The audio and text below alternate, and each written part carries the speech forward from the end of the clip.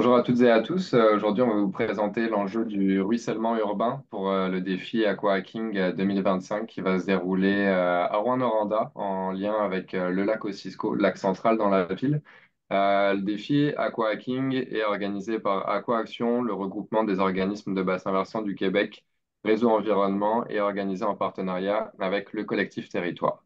Donc, en premier, je vais laisser la parole à Aurore Lucas pour ce qu'elle se présente. Bonjour à tous, au revoir Lucas. Moi, je suis chargée de projet en environnement donc pour la ville de Rouen-Noranda. Pascal. Bonjour, moi c'est Pascal Rouillet, urbaniste, présidente directrice pour les ateliers Hublot. Yoann Jalouzo, coordonnateur de projet en environnement avec l'organisme de bassin versant du Témiscamingue. En premier lieu, je vais commencer par vous présenter les enjeux et les impacts du ruissellement urbain et vous présenter une définition de qu'est-ce que le ruissellement urbain. En fait, le ruissellement urbain, c'est un processus par lequel les surfaces imperméabilisées vont accroître la quantité et la vitesse des précipitations donc, ils vont se diriger en fait donc vers les bouches d'égout dans le tuyau du réseau d'égout pluvial, puis aller vers les milieux récepteurs, donc les lacs, les rivières, les cours d'eau, etc. De ce fait, une goutte d'eau, quand elle va tomber, en fait, elle va transporter avec elle tous les contaminants qu'elle va rencontrer. Donc, ça peut être des hydrocarbures, des huiles, de l'essence, des nutriments, des pesticides, des déchets urbains comme des mégots de cigarettes ou des contaminants atmosphériques qui vont s'être déposés. Donc ce phénomène, en fait, il contribue à la contamination de l'eau, à l'érosion des sols, à la dégradation des habitats aquatiques, à la diminution du niveau des nappes phréatiques, puisque la goutte d'eau qui tombe ne va pas pouvoir s'infiltrer, à l'amenuisement des ressources hydriques pour la rhizosphère, donc tous les organismes vivants qu'il y a dans le sol, à une réduction de la qualité de l'eau potable et à une augmentation des risques de surverse d'eau usée, puisque dans un réseau unitaire, les eaux usées et les eaux pluviales vont au même endroit, et quand la station d'épuration est plus capable de recevoir ça, ben, il va y avoir un refoulement.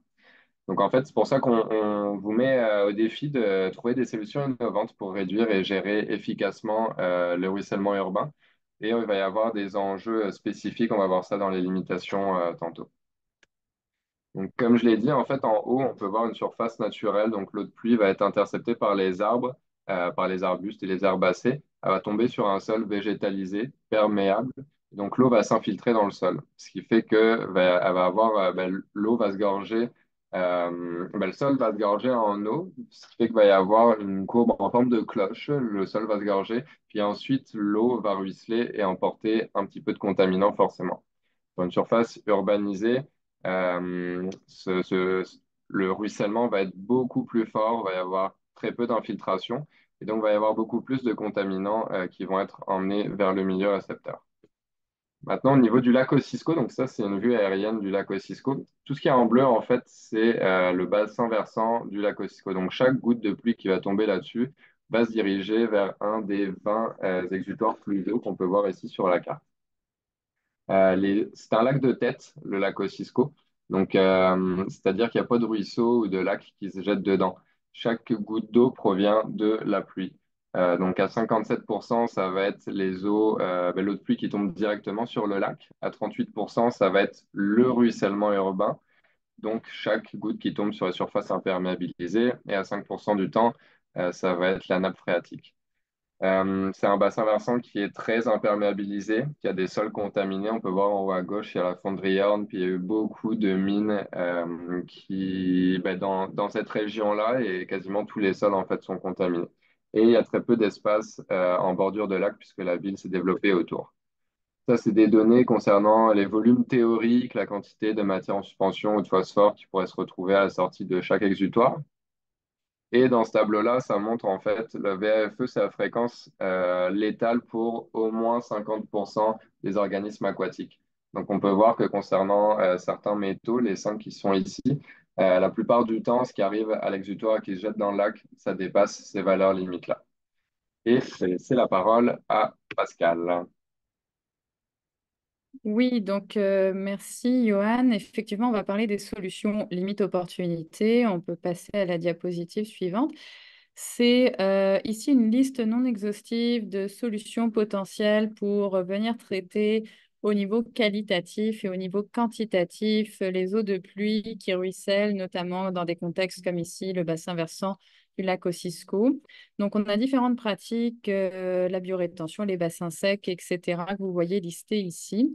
Et en bas d'écran, vous voyez une série d'ouvrages et de mise en place dans différentes configurations, stationnement, quartier en reconversion, rues de plus grande envergure, milieu urbain plus dense où on vient travailler en collaboration avec des citoyens comme la ruelle, des places publiques transformées, multifonctionnelles, des avancées de trottoirs végétalisées et drainantes ou encore des places publiques et stationnement combinés. Donc, c'est pour vous montrer ici que les pratiques existent. Les pratiques ont fait leur preuve depuis plus d'une dizaine d'années. Maintenant, certaines d'entre elles sont encore à adapter et à continuer à faire progresser pour atteindre des objectifs et dépasser des limitations qu'on peut rencontrer sur le territoire. Donc, on peut présenter la diapositive suivante. Effectivement, même si ces projets-là ont été mis en place depuis plusieurs années maintenant dans un contexte québécois, on a quand même différentes limitations ici qu'on retrouve, notamment la question des sols contaminés. Comment on fait pour infiltrer dans un contexte comme à Rwanda où on a des sols contaminés et un risque de provocation, de contamination, notamment de la nappe phréatique et de nos milieux? Comment on fait aussi pour venir gérer nos selles de déglaçage, etc., quand on a des ouvrages, comme on a pu les montrer, fortement végétalisés, arbres, arbustes, vivaces, etc. Donc, on a différents enjeux, comme peut-être travailler sur la gestion des sédiments qu'on va retrouver dans ces ouvrages, en amont, dans les ouvrages, en aval. Comment on fait aussi pour travailler sur les coûts de construction et être optimum entre les bénéfices écosystémiques de ces ouvrages et les coûts de construction qu'ils représentent. Mais aussi comment on peut travailler sur des projets qui vont être efficaces, notamment sur des contaminants bien spécifiques comme le cuivre. On peut passer à la diapositive suivante. Plusieurs opportunités d'innovation se présentent à nous et là encore, c'est loin d'être exhaustif. On pourrait penser à travailler sur le traitement des sédiments à la source, mais aussi le traitement des sédiments dans les ouvrages. Peut-être par le substrat, donc les terreaux dans ces ouvrages-là, peut-être aussi sur des stratégies d'entretien optimisées. Donc, vous voyez, il y a plusieurs pistes d'amélioration des solutions proposées, mais aussi de ce qui peut se passer en amont ou en aval. Est-ce que c'est des solutions tangibles ou est-ce que c'est des processus comme, par exemple, des processus reliés à l'entretien ou à la gouvernance, à la gestion de ces ouvrages-là? Peut-être aussi que c'est des processus de mise en chaîne de différentes stratégies ou encore de veille sur les résultats en amont de la conception et de veille scientifique par la suite sur les résultats en aval, à savoir si ces ouvrages-là fonctionnent bien. Donc voilà pour les opportunités ici de notre côté. Oui, merci. Puis moi, je vais rajouter un petit peu un élément aussi sur le contexte réglementaire. Donc, on pourrait passer à la diapositive suivante. Dans le fond, il faut juste garder en tête aussi qu'il y a plusieurs paliers gouvernementaux qui peuvent être impliqués dans l'ensemble de ces solutions-là, puis vont pouvoir qui sont parfois encadrés par différents paliers. On parlait donc premièrement au niveau fédéral avec les normes pan-canadiennes des débordements de réseaux, d'égouts municipaux. C'est vraiment ce qui vient un peu chapeauter l'ensemble au niveau du Canada. Mais après ça, au niveau donc du Québec, on a la loi sur la qualité de l'environnement qui vient donc encadrer ce qui peut être fait vraiment au niveau québécois. Il faut bien garder en tête les différents règlements qui peuvent s'appliquer sur la gestion de la qualité de l'eau. Puis tout ce qui peut être certificat, demande d'autorisation également. Puis après ça, ben, on a aussi toujours, il faut penser aussi aux règlements municipaux qui peuvent être en plus propres à chaque municipalité. Toutes les municipalités n'ont pas à adopter les mêmes règlements et pas dans le même temps non plus. Comme par exemple, à Rwanda, on a un règlement sur la déconnexion des gouttières pour essayer de limiter un peu que la goutte d'eau se rende directement au lac, mais qu'elle puisse s'infiltrer s'il y a des sols perméables entre le temps. Il y a aussi tous les règlements au niveau des ouvrages de surveillance et autres qui peuvent venir. Donc, à garder en tête, ça peut faire partie des limites aussi et des opportunités à travailler. On pourrait passer à la diapositive suivante, pour laquelle, dans le fond, on va faire un petit résumé un peu des points clés à retenir et après, on va vous inviter à passer à l'action.